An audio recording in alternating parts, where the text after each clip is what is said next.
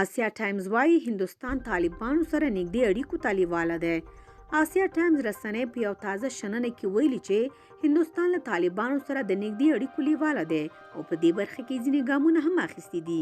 سرچینې ویلي چې دا هیواد د توقع خلاف پر افغانستان د طالبانو له واکمنېدو سره هم مهاله د افغانستان خلکو ته $20 میلیونه مرسته اعلان کړې. دا مرسته د هند د پراختیا پروژو د ملاتړ او په هندوستان کې د افغان محصلینو د زده کړو د دوام لپاره اعلان شوې ده. له دې مرستې ورخوا هندوستان د چابهار بندر پیاوړتیا ته هڅې کوي او $14 میلیونه نوره بودیجه ورته ځانګړې کړې ده.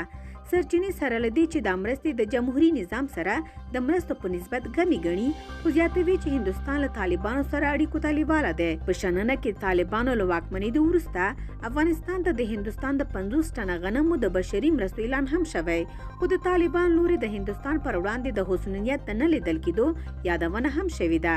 یاده رسنۍ وایي چې هندوستان سره د اړیکو د نښه کېدو د طالبانو د شنه چراغ نه ورکول د هندوستان هغه باور قوي کوي چې واقع طالبان د پاکستان په کنټرول کې دي او د دغه هیواد په اشاره خپلې بهرنۍ اړیکې سمبالوي.